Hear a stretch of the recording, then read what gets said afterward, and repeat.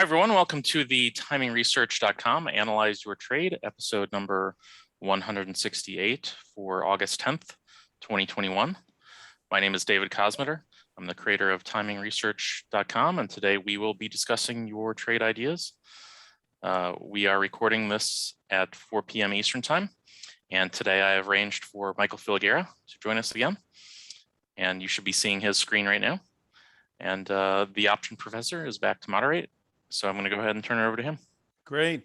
All right. We got a lot of stuff going on today. We had Governor Cuomo step down and we got the infrastructure bill passed. I don't know which one's more important, probably the infrastructure bill, right?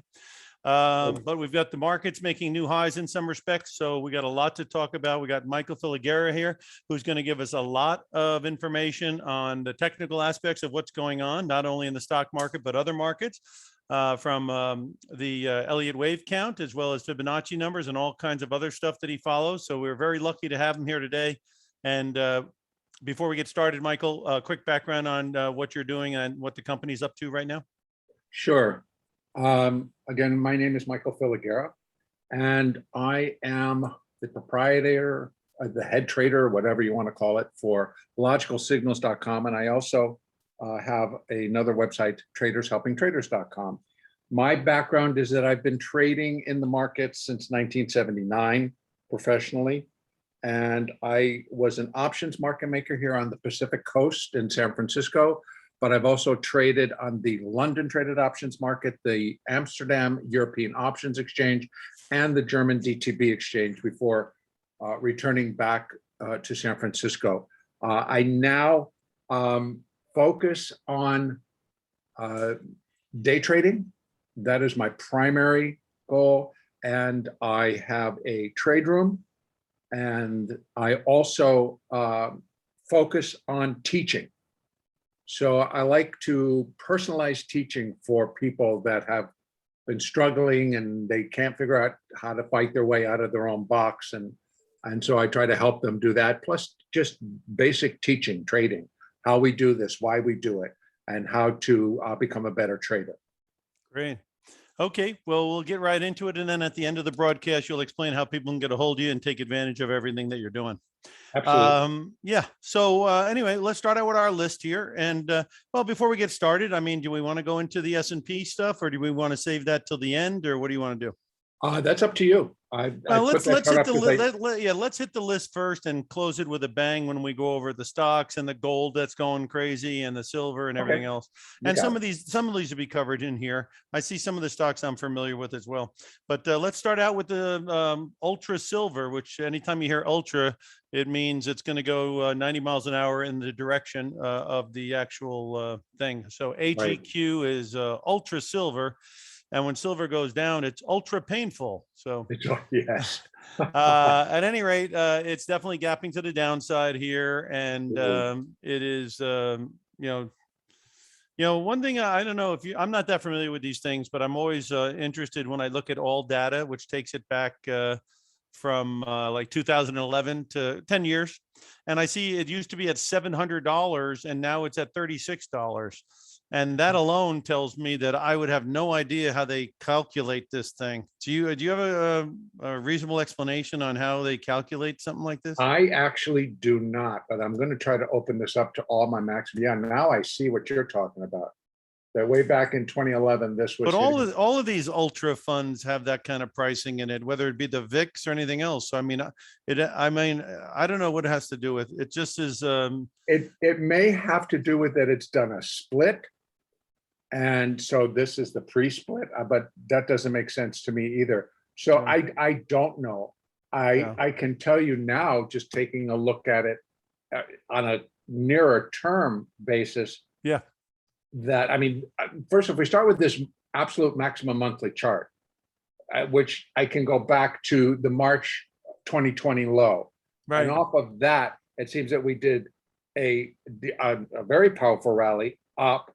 And now it's just completing what is going to likely be just an ABC corrective wave down. Yeah. Now, how that fits into that bigger picture, because I'm now just putting up, come on, do this for me. Come on. Sometimes my computer gives me fits and starts. Sure. But And- that March low is supposed to be the low in all the commodities. And so until that March low is taken out, a lot of people are believing that all these drops that commodities may see are buying opportunities, because that is supposed to be a cyclical or whatever kind of low, Right. a generational low. Yeah. Now, when this says it's the ultra silver, I would just think that it's going to move at least 1.5 or more times whatever the physical market is doing. This is going to move 1.5 times as fast. That's the basic premise. I don't know the exact setup of this particular Right. ultra silver. This is I'm trying to look. This is a 2x one. I was going to say it's Okay. at least 2x And or it, 3x, because these ultras definitely want 2 or 3. Yeah. It's futures contracts and options that they Yeah. use to come up with this. Wow. Okay. yeah, so it's no actual silver is being held. It's all through the derivatives. Okay.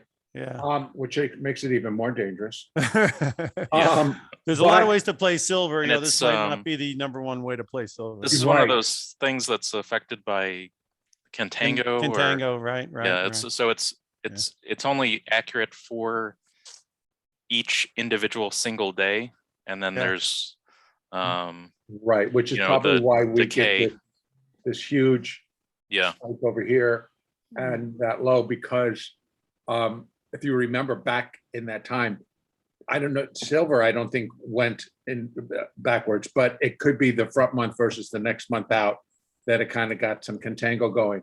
But it's not anything similar to what happened in crude during that initial period of, all the sell-offs that we had at the beginning of the pandemic in March of 2020. But on this one, again, this is looking at my maximum chart. So I basically can go back 11, 12 years of data.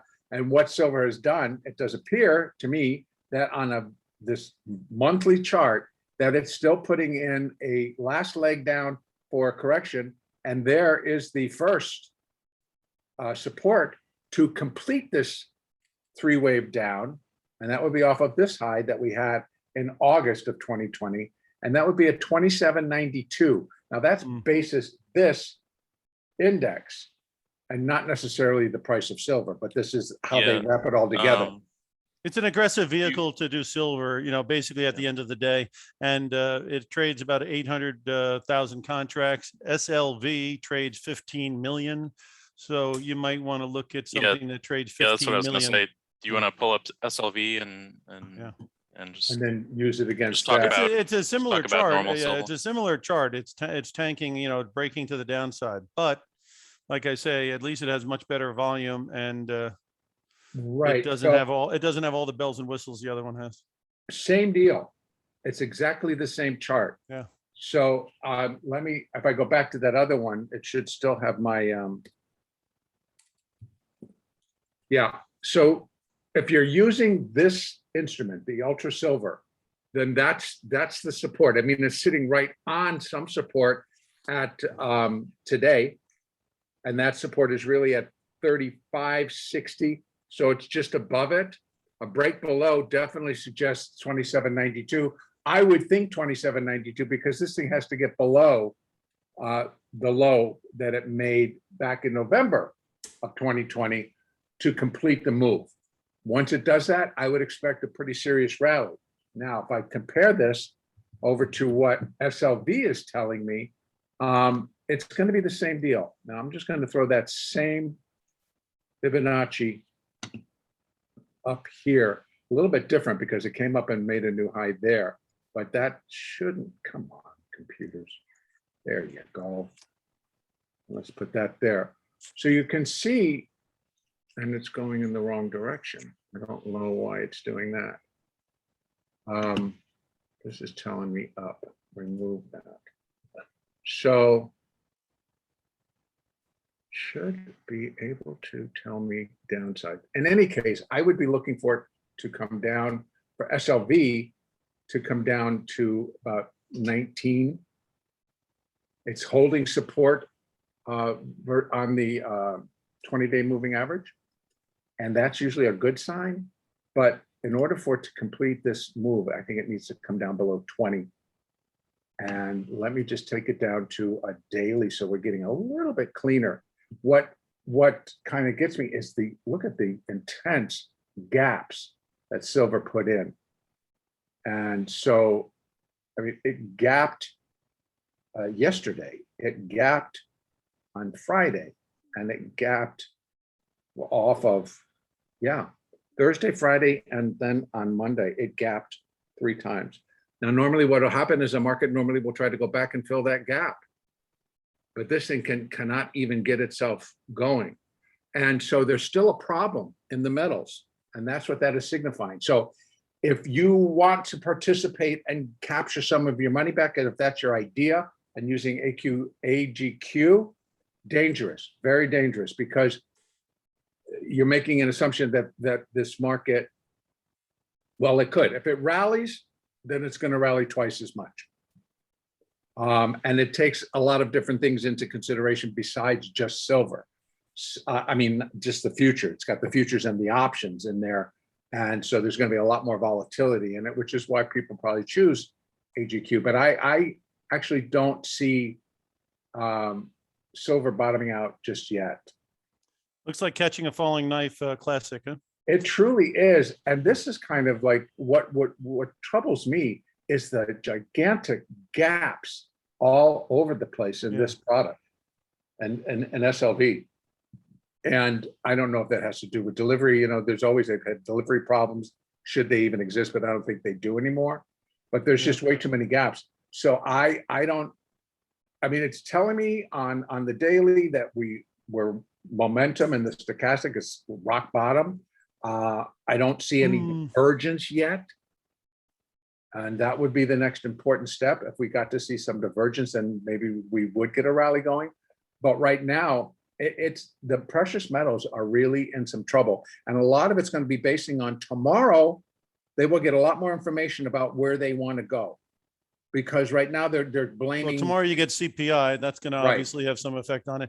But, you know, the transitory story definitely is looking like it might win out. And so that's why people are a little bit hesitant on this metal stuff. They kind of threw it out. I agree. They threw it out. I would be too. But, you know, if you're a long-term holder, it would go back on like a 10-year graph. It seems to me like between 18 and 20 is a decent foundation. And if you're a long-term holder, you know, the stuff is on sale. You know, when Bitcoin went down to 25, you know, I was talking to people about, you know, if you're going to buy it, you buy it when it's down. And so if you were going to take a shot at this stuff and you were a long-term holder, not just a gambling speculator, you know, between here and $18, if it's any good, it should hold. And so basically, absolutely, you take you take a bite of the apple here. If it goes down to 20 or 19, take a little more of a bite. And if this 18 holds, you know, you've accumulated at a good price, because, you know, the long-term stuff here is you've got it in electric cars, you got it in electric batteries, you got it in the solar panels, you got it as a monetary metal. They're printing dollars crazily. So, you know, things change, and you know, if it comes down and holds 18 or 20 and then the winds of change blow, you know, an accumulator would have done a good job. I agree with that. I think that people just have to choose wisely, and SLV might be the ticket, and they might want to use the options. Limited risk calls a year out, something like that. Or also, if you're intending to buy the underlying, which would be sell the puts. Yeah, and buy the put. Yeah, well, I would buy it if you're going to buy the stock, and because you're still believing you're going to get some downside, buy a put. Yeah. Anyway, the next one up on deck is DECK, DECK, and they are a shoe company out of Goleta, California, which anybody who knows about Santa Barbara knows Goleta. And, you know, it's a company that's gone on a big run here. And it certainly has. You know, people are starting to, you know, buy money on clothes. They're not going on trips. You know, they're not going out of the country. They're not going to Hawaii. They just barely started going out to eat again. And basically, so they're spending money on clothes. And this is a perfect example of what they've been doing with their money. Right off the bat, here's going to be my take. And this is an Elliott Wave view, along with moving averages. The moving averages are still based the daily chart are still very lined up for this to go up. This is just signifying this slight couple of down days that they've had here. But it appears to me that off of this low, which is the July 19th low at 368.37, we're putting in an Elliott 5 waves up. And that would be wave 1, wave 2, wave 3, wave 4, and there's one more. But here's the kicker. I would think that's it. That's it for a while. This is a daily chart, and I think that we're reaching a top in the broader markets. In this case, if it's a part of the NASDAQ 100 or even the NASDAQ composite, that it is reaching a mid to long-term top. And just because of what I feel that is coming in the markets, individual stocks may skirt some of the damage, but they're not going to be able to skirt all of it, particularly if this is included within the NASDAQ 100 or other indexes, because that's where they're going to get hit first, is via the indexes. But I would take that this stock is topping. Yeah, this is consumer discretionary, because obviously you discretionarily go out and buy shoes, you know? Like, okay. But part of what I think the reason that the market can really take a nasty tumble is the over evaluation. Yeah.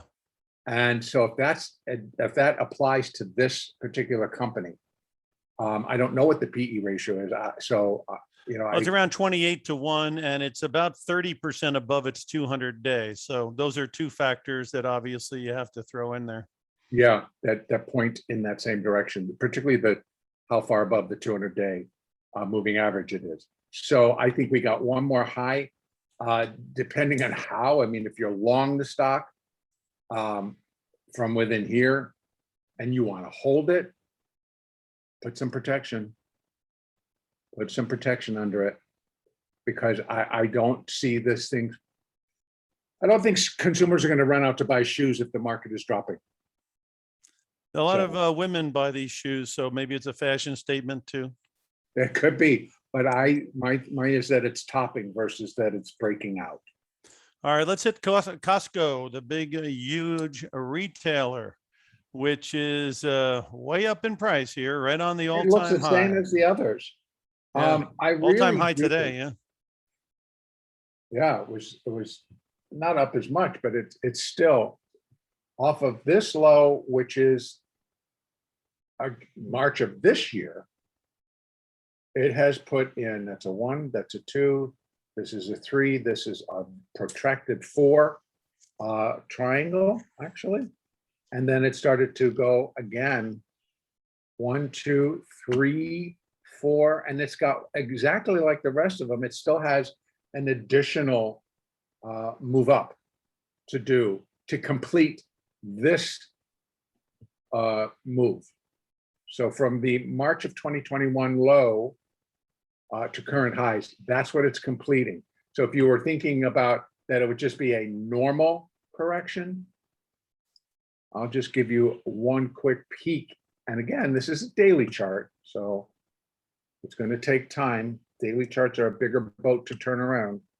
But let's just take it from the current high, which is 43.50. A minimal pullback would be down to 391. Which is close to the 50-day. The 50 days at 395. I have my 50-day at 409, but I'm just reading off of a website, big charts. Oh, okay. So, but yes. And by the time, I mean, it could meet, if this starts to tumble, it could meet the 50, as it falls. But here is the better one, because this would have to hold. Yeah, that's the 200-day pretty much, yeah. To prevent disaster, it would have to hold. So, that would be the support zone. Could it be possible people are hedging the variant deal? Because I went to Walmart to get water the other time and it was kind of out, which was weird. And Costco, is where they line up around the block if there's any kind of a shutdown. So I don't know. I think, maybe yes, some I think that hedge could be going a on. part of it. Yeah. I think that can be a part of it, but I would urge caution against doing that on the basis that the Delta variant is running rampant across our country. Because there aren't if they, first of all, there's been rumors of shutting down lockdown again, but I just don't see states doing it. Yeah. Well, when those hospitals get overwhelmed, they're going to start doing something, because, you can't have them down at the University of San Francisco gymnasium, filling up the rooms there or something, Well, that's true, but I don't, and again, it's not countrywide. Yeah. It's very specific areas that are truly being affected, and we know why. So vaccinations are low. Yeah. Yeah. And if you don't choose to get vaccinated. So again, I think that this is just following the market in its general uptrend, which is still in play. But I will say, and I'll emphasize it again as we get into more of the S&P and gold, this is a topping process, not a new breakout.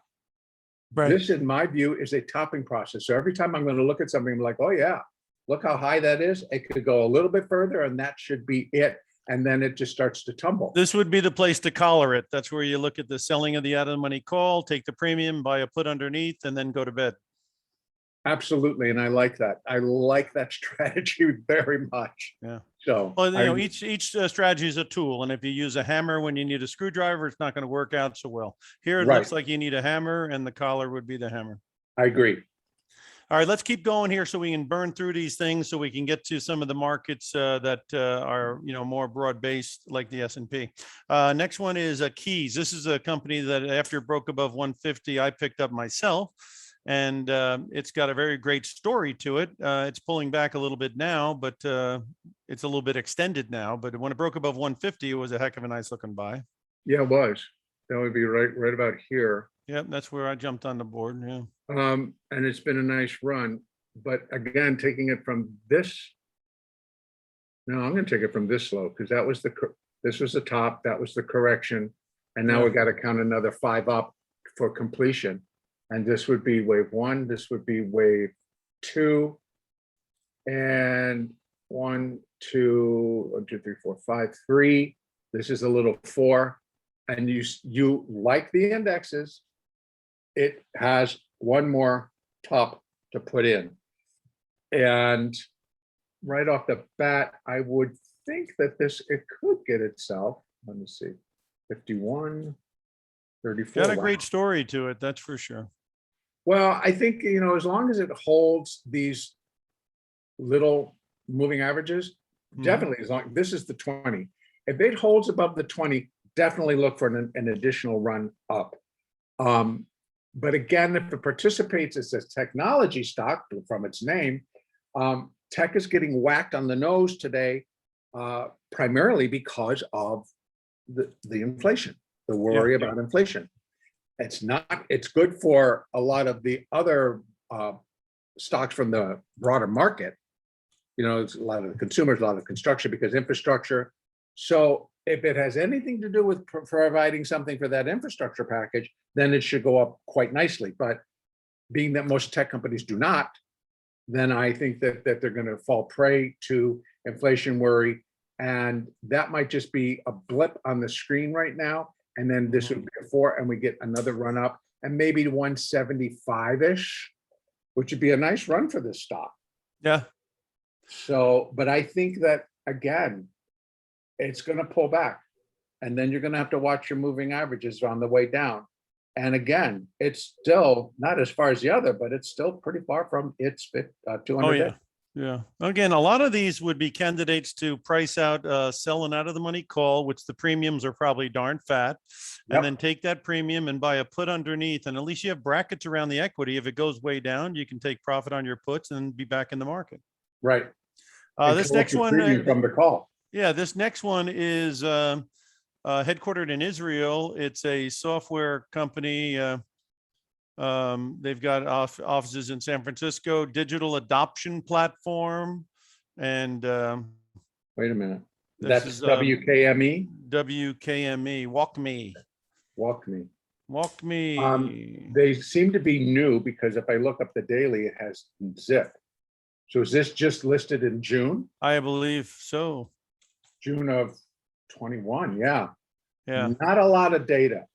And so what I can say based on the hourly chart is that look at that. It looked like it might have been a SPAC or something. They came out at $30 and then of course they just smacked it right away. And today's action wasn't too great. So, you know, what can you say about this other than it looks like a crapshoot and you know, It looks like a crapshoot, but even a crapshoot should bounce. yeah. So you might get a bounce out of this. I And the don't volume's know. kind of low, 124,000 shares and it's brand new. Seems like there's not much interest.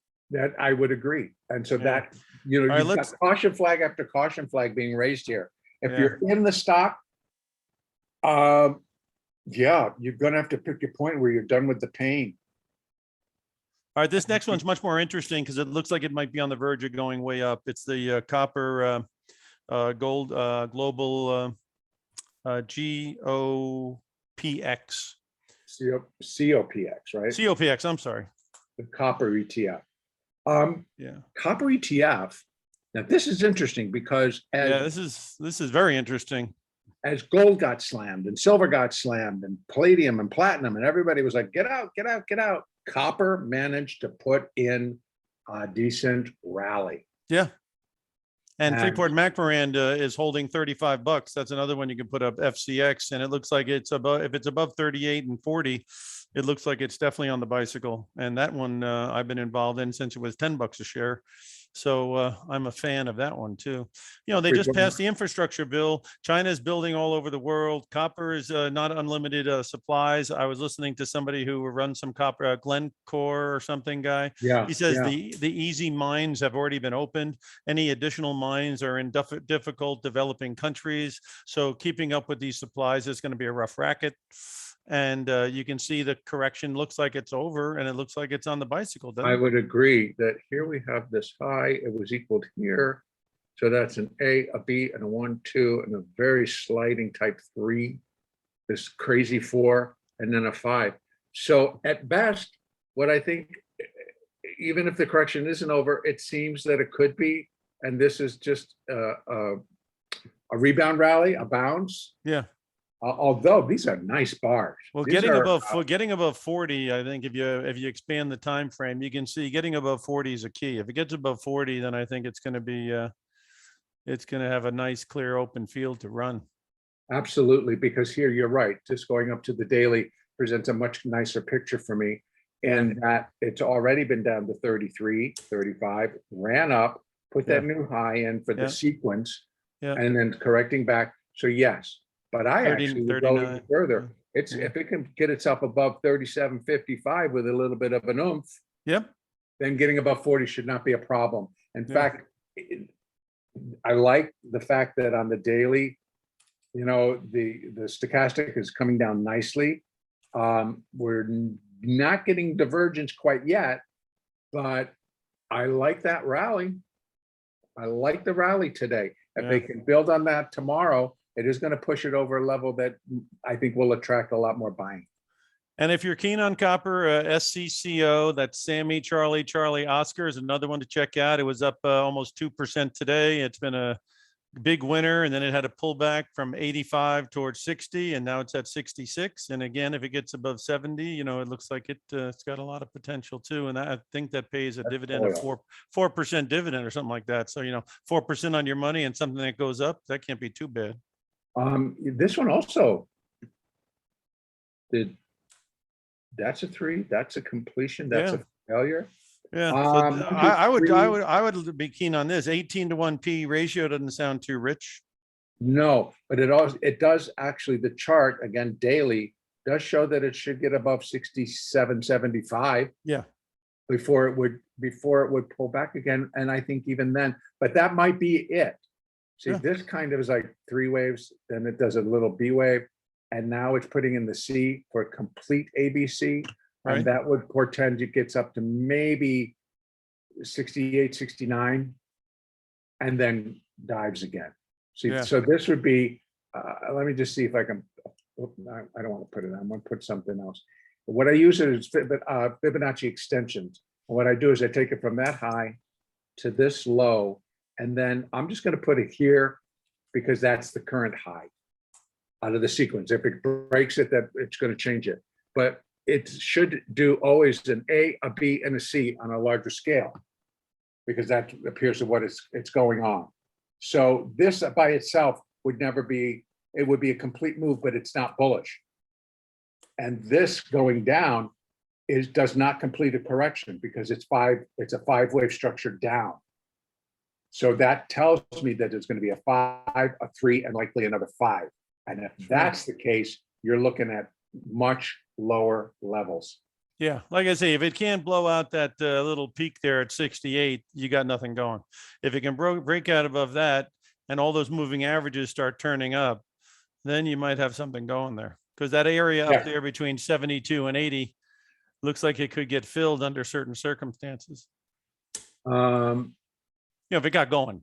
If it got going, yes, but I don't necessarily see that. Yeah.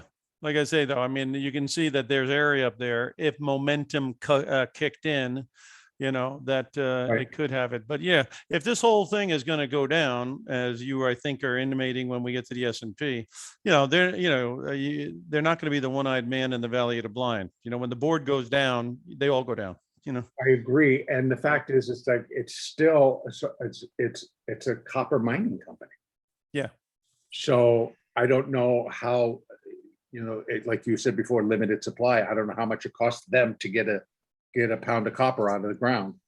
Well, the key is will all of this building and building slow down? And if China wants to slow things down, they tend to slow things down. So that's a problem.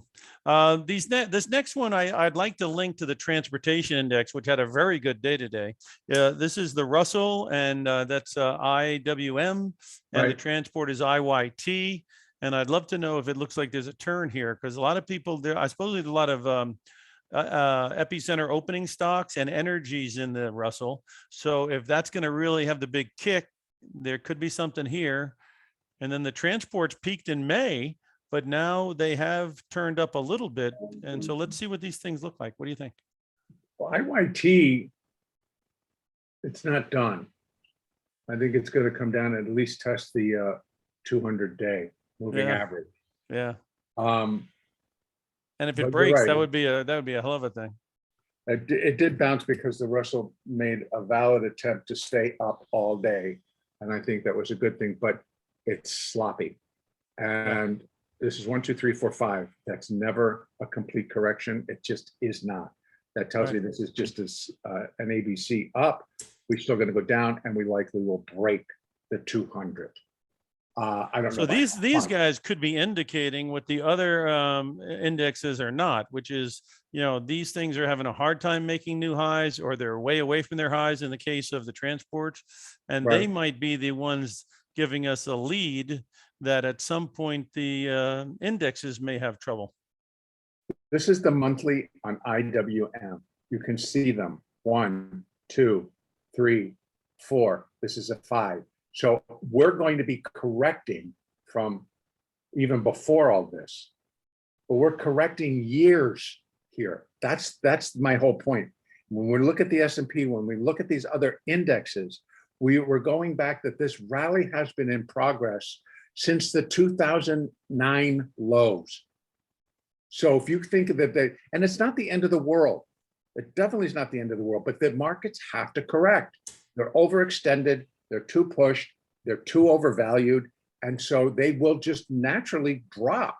Now, what's going to trigger it? Jim, I would always put this out to you. There are a myriad of reasons why a market could flip and go in the other direction. But right now, look at the trajectory of this thing. And now it's kind of just hesitating right up here. So I don't know if that was it, or are they going to poke their nose above? Well, I tell you, they on Bloomberg, they had the 200-day on the 10-year yield. And if we get above 150 for whatever reason on the 10-year yield, we could start going up in yield rather significantly. So And that'll put the And that crush would on the explain why we're having so much trouble with the ARK funds today, and we're having so much trouble with the NASDAQ, because again, people are looking at the right. same charts I am absolutely. on Bloomberg, and they can see if this, the yield, the moving average on the yield is rising. Right. And by the way, Morgan Stanley, they had an analyst on CNBC this afternoon. I saw a little blurb. They're talking about that they're going to start tapering. Oh, And I'm yeah. like, well, fine. But to me, it's like every investor, we have reasonable technical analysis here, which basically, if I'm using Elliott does not pretend to know anything about fundamentals. In fact, it's not based on fundamentals. No. It's based on human behavioral Right. emotions. And so right now, this is like, oh, we're going up, we're going up, we're going up, we're going up. And it's like, well, what do you happen? Everybody's long. Have we noticed it's like when a market really starts to go up, particularly in the NASDAQ, it doesn't go very far. They'll shoot it up and then it just sits there because it's like, well, everybody's long, who's going to be long? Everybody's short, who's going to be short? And they're looking around to say, okay, what's next? Yeah. So to me, it's like, it's not broad participation. It's being pushed up by a limited amount of funds for whatever reason. And so I look at something like this and I'm like, no, that's way too steep. And if it starts to break these, and again, this is a monthly chart. This is a monthly 8, or you can call it a 10-day moving average. This thing can easily drop below 200, below 190, get down to here. Yeah. Absolutely. I'll tell you what, my initial thought, this is the area that it'll come back to correct to. Yeah. So if you're ready for it to drop from, let's call it 237, because it's going to get up and make another slight new high, and that's new all times. That this, what are you going to look like if it drops back down into this area? And it's going to be, or again, like I say, if it does get a good bounce to the upside and you start looking at the out of the money calls and they're pretty fat and you're satisfied with that limitation on your upside, but you want to make sure you're preserving your principal on the downside, and right. Put a floor underneath this stuff, because some of this stuff does look like the top of the Empire State Building as far as it's very peaky, very peaky. Yeah. So, and that's what I would say here. IWM, and it's not like these companies are bad. It's just in great need of a correction. Yeah, they're just extended. Very. Yeah. All right. ICLN. That is your global clean energy. Let's go green here. That doesn't look like it's doing too much, though. It's been trading between 20 and 25. Yeah. It's trying, and maybe, but not necessarily the infrastructure package that passed today.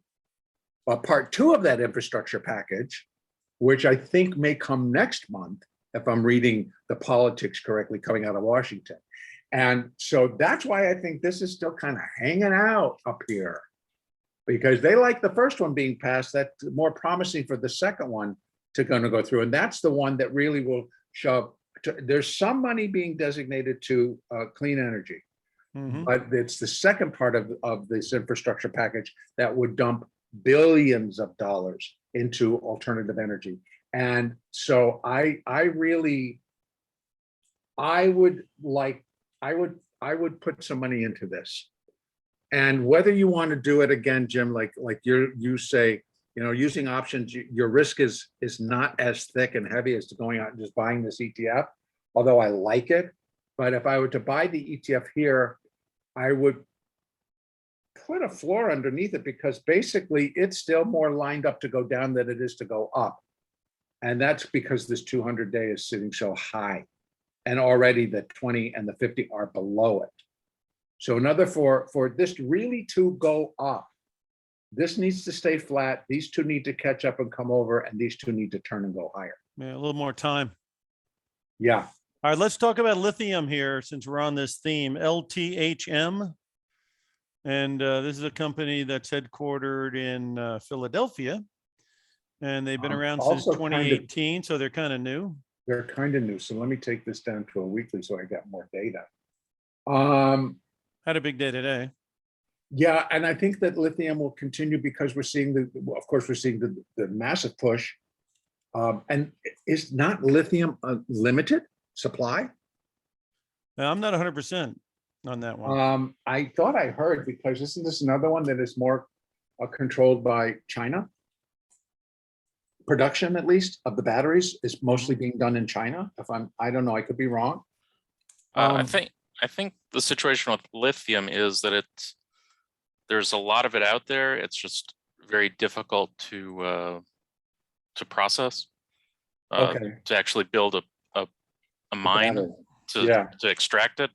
Yeah. Although this was a few weeks ago. I think we talked about it on one of the shows, but I think it was GM, I think, just partnered with someone to create the first lithium mine in the United States. Wow. I'll throw one out here. QS, it's Quantum Scape Corp, QS, and they are an American company of research about solid state lithium metal batteries, which people are telling me is the future because it has a little bit more mileage to it and stuff like that. Investors in this company include Bill Gates and Volkswagen, and they're headquartered. I would definitely, and not based on what you just said, but based on what you said before, and the fact of how nice it's sitting above the 200-day moving average. Yeah. So your risk is tiny. Right. And So there's a good story. There's a good story behind it, a longer term. So, this is one that I've been keeping an eye on, and it seems like it's got the right players in there as well. Right. And I think the earnings are getting better. Yeah.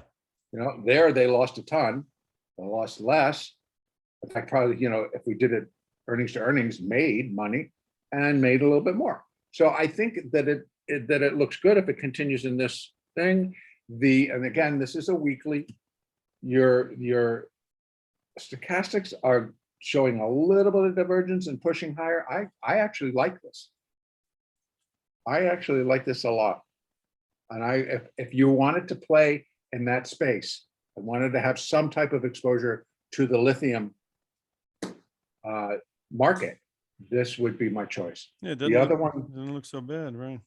No, it does not. And I would go for it based on, like, this one, it's already reacted. That was a huge rally today. And so this is a new all-time high. So could it be breaking out? Absolutely. But I would not want to buy it on that breakout. I'd rather buy it on a pullback. And I think you may get it. And if you do, I mean, it could come back. We could come back very nicely, actually. Maybe come back to the 10-day or the 20-day moving average. And that's going to be a much better buy, of course. But I would go with the other that we just had. Let's take a look at this TLS. It's cybersecurity. That's obviously a big buzzword out there. There's all the hacks going on. And it does look like it's trying to make a turn down here. What do you think about this company? It's a 3 waves up, and I would look for it to come back down, maybe get closer to that 200-day moving average and then go with it. Let me pull it down to a daily so you can get a little bit more data. Yeah, it's finishing up a beautiful little correction. And that's going to be your floor at 26. If you want to step in here, maybe, just do a covered right or something to protect yourself a little bit, should it just swing back down. But if not, if you're going to, like you mentioned, Jim, you get your feet wet here, and if it comes back down, you add, it comes back down, you add, because it's easier to add on the way down. It's also easier to add on the way up, but to really kind of suggest that this is done with the corrective pattern, which it kind of looks like it might be, it needs to get above the 200-day at 29. Now, that's not all that much, but this does not look like it's actually moving all that much intraday. So, but I would think that the product that they're working on and cybersecurity, very, very interesting and very much in demand. Right. And if they got products that really do capture what people need, I would buy this. I would buy it. All right, let's hit a couple of storage companies, then go into the broader markets. First one's going to be Public Storage, PSA, and the other one would be Extra Space Storage, EXR. And they're both the same kind of story. People obviously are storing stuff because they buy houses and then they have to put their stuff away for a while. And totally overvalued. Yeah. Very, very, very, very overvalued in my eyes. Although it's making money and their earnings are okay, but incredibly overvalued, probably has a new high above 317, and that might be all she wrote. This How about, again, how about the EXR? Probably the same chart. yeah. Just the other one's much more overvalued. It's $300. Again, I don't know, what the breakdown is. I don't know what the float is. Right, right. So, but yeah, I would call it this. It is exactly the same. This one on the dailies already look like it's turning. So as long as it holds the 20-day moving average, which is at 173, Mm-hmm. that you should get another rally and a slight new high above 178, 180, somewhere in there. And then I think that's it. This is again, they're making money now, but again, if this turns and it's a part of any index, or even if it's not, it will not escape broad-based decline. Mm-hmm. So that would be All my right, let's spend a little bit of time now on some of the broad indexes, such as we'll start out with the S&P, and then we can look at the gold, and then maybe we could look at the interest rate picture, because those three things Sure. right there are kind of big. Now, on Maybe my the US dollar too. on my hourly, this is the S&P, and this is the hourly picture. This is the future, the ES. And I have been counting the completing moves for, again, a 13-year rally. This began off of the lows. Okay, I've got to move out to my monthly. We have not enough data. One more. I got to see my monthly max. So it really is from this level right here is where this rally began, and that's over the 2009 lows. But this is a cycle level 4. So we're in a cycle level 5. Now, within that cycle level 5, you have 5 waves of primary degree, of which I can count 1, 2, 3, 4. Now I'm going to bring it back down. So you're going to see where that 4 sits. Wow. A lot has happened in between. So I'm going to go back to the weekly. So there's the 4, the primary 4, which again is the pandemic low back in March of 2020. So off of that, we're doing a primary 5th wave. Within that primary 5th wave, we have 5 waves of intermediate degree. 1, 2, 3, 4. Now I'll bring it down and see what I can look at. So here's the 3, here's the 4. Now, within this 5th intermediate degree wave up, I have 5 waves of minor degree. So we're, again, understanding that Elliott is building blocks. So they repeat themselves. So here's the 4, and here I have minor 1, minor 2, minor 3, minor 4, which was a beautiful complex correction, but it still was beautiful. So within that one, within this final intermediate 5th wave, we're in the final minor 5th wave up. And that's going to have 5 waves of minute degree. There's minute 1, minute 2, and I believe we finished minute 3 today at that high. I was hoping that it could get up to 4,440 into this resistance area, but it got dang close in a market where we saw that they were killing the NASDAQ. And so that, I think, prevented the S&P from going up, because there's Amazon, there's Google, there's Tesla, there's Facebook, all sitting in the S&P as well. And I think that that actually held it back, and I think it could have made it there. Now, I don't particularly like all of this, but it's a finishing 5th to complete this sub-minute level. And that then again completes the minute wave 3. This is a minute 4, which I hope is going to hold the 50-day moving average. And then we have one last 5th wave up. And there are your levels. Now that 5th wave can be dynamic, and it can form its own extensions. It can really fly higher if we can get the oomph behind it. And what could do that is if tomorrow's number comes in line and it gets the favorable stamp from the market, I would expect that the buyers are going to come in, because throughout this whole thing holding up, you get these coils of energy from both sides, buy energy and sell energy.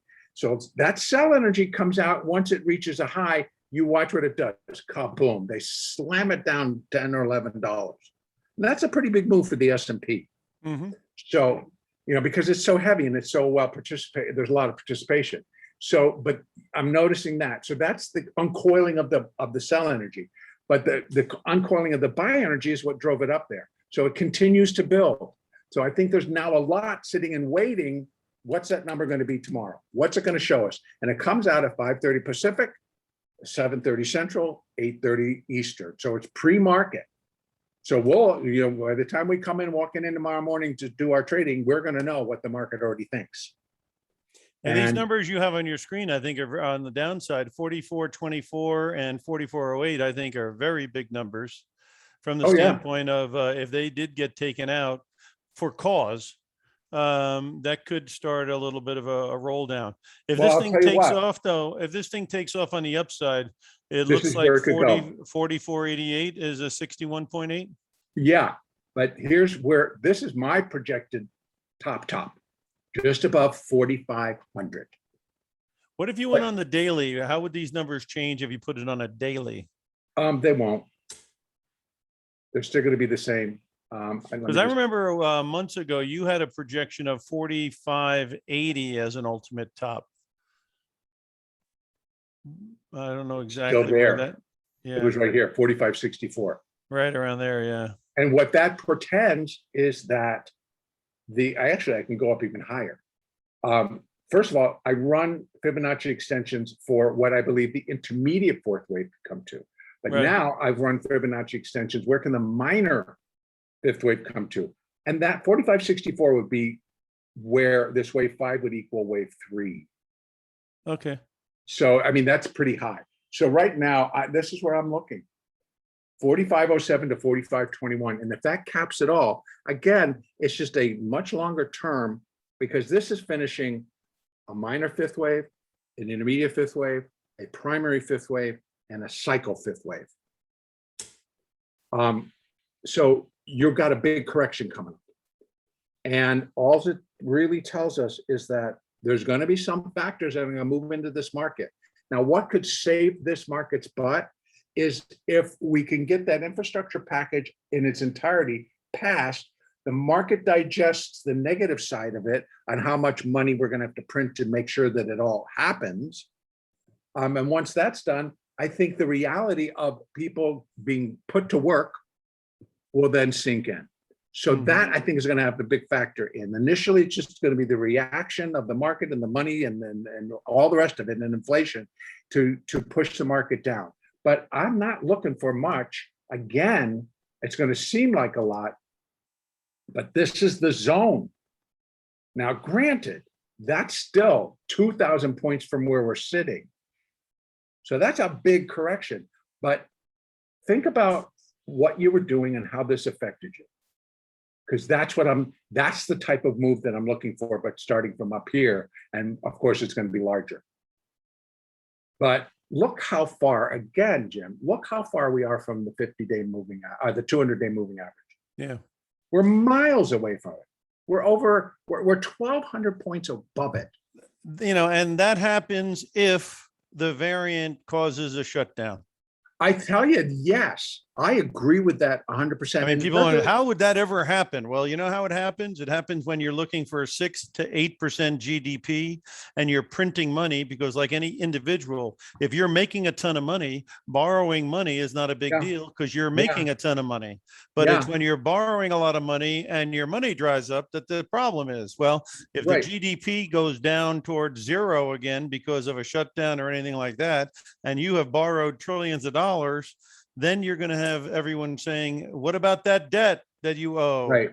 Now your GDP is way down. So, I mean, that's how things change if it does change. So people wonder how you would ever get a big drop. Very simple. That's how the economy slows down and everyone's caught on the come line. And the guy who's rolling the dice rolls a 7 and he hasn't rolled a 7 in 12 months. And you've been putting your money out on the table knowing this guy never rolls a 7. So you load the wagon and you got all of it out there. And all of a sudden, boom, there's a 7 and here comes the rake. I mean, this I have to tell you, folks, this has been a magnanimous rally. and it's been fun and horrible to trade, but it's been extremely profitable. The correction is due. And orderly. Is necessary. But yes, Yeah. but what I want to add to what Jim is saying, I don't necessarily stay focused on the Delta variant. Yes, that's in the news right now, and it is important to pay some attention to it, but it's the virus itself. And Yeah. we've now seen over this past year and a half, how easily this virus can mutate. And each time it mutates, it becomes more contagious, easier to transmit from person to person. So it's not like it's the first one that came and hit us. It's not even like the second one or the third wave or this being the fourth surge. It could be the next one. And it's like they're calling it Lambda.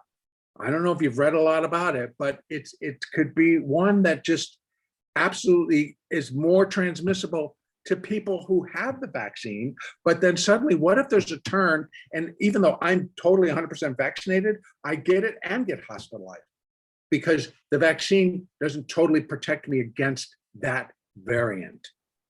And so we have a lot of unknowns, and not to strike fear into anybody because I don't want to do that. But I think, I mean, right now it looks great. And obviously being long stock is a fabulous idea, and it's been a big moneymaker. That's the truth. The fact is we don't know exactly what the future holds. And the higher you go, it doesn't become less overbought, you know? That's true. And so that's why I think we need to start being a little bit smarter about our own money. Yeah.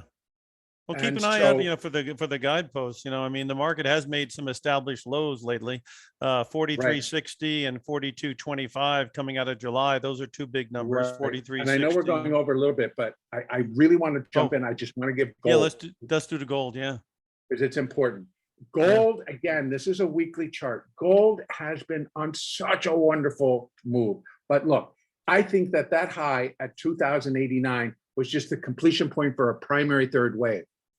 So I think that what we're doing now is we're still within that primary fourth wave decline. I hate to say it, but you and I have been talking about this, Jim, that there's a very real possibility we drop below 1,600. But that's exactly where the 200-day moving average is sitting right now, at 1,600. And if it dips quickly below, then it fulfills this whole thing. Then this wave, and actually it would come within that I go from the top of B and I come down to that low that we made in June. And then I go up to that recent high at 1835. That projects down to 1558 to complete this next leg down. Mm-hmm. Now, holding 1730 would have been very nice, you know, and getting back above 1730 would be very nice. But if it's not going to do that, the door is open for there's a couple of things in there because, you know, on Sunday, now this is what gets me on Sunday during Globex. Mm-hmm. Globex opens, gold opens, and within a couple of minutes, or maybe it was 30 minutes, somebody walks in with $4 billion worth of gold to sell via the futures. That equates to about almost 25,000 futures to sell in a start of a Globex market where nobody's there. So they wanted to make sure that they hit every bid all the way down. I don't know, but I found it to be very, very suspect. But nonetheless, I love the way that it rallied off of that and it got back to the top of the gap, to where it gapped from. So now it's just doing the second down leg. And so, yes, I'm sad to see my pal gold not be able to hold 1730, but 1810 is a very big number. We get back above 1810, then it's starting to get its legs back. But I don't see it. No, it could, but I don't see it. Not now. All right, David, let's Michael explain a little bit about how to get a hold of you, and David will come back and take it over. Sure. There's a couple of things that people can do. You can always email me at michael@logicalsignals.com.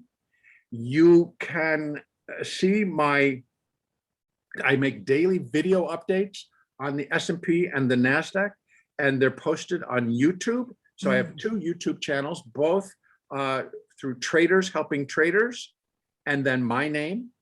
So get in there, subscribe to my YouTube channel, and then you'll be on my list to get everything that I put out. I'm currently still in the process of finishing up my ebook, which is You Are Your Own Guru. That's my title, because I'm basically wanting to teach people All you have to do is spend a little time learning, and you can be your own guru. You can go in and do the work that I'm doing, and you'll have your own picture, and you're going to be more confident in it because you did it. So always try to get on my list so that you're always up to date. Right now, I think David will include on a screen that you can come into my Teachable account, and I am offering the first 4 lectures of You Are Your Own Guru for free. So That's you a just have great to deal. get on there and use Guru 4, GURU, the number 4, and it's all yours. Okay, perfect. For the optionprofessor.com, we have a weekly market update. It's absolutely free of charge, and we go over all the different markets from stocks to commodities to everything else international. Check it out, optionprofessor.com. Put your email in and you're home free. Right now, I'm turning it back over to David. Michael, always great to go over it. I think there's a lot of key moves coming up, so it's going to be very exciting going into the September Yes. Labor Day timeframe. Yes. So let's see what's going on. And thanks a lot for coming, Michael. David, back Thank to you. you. Yep.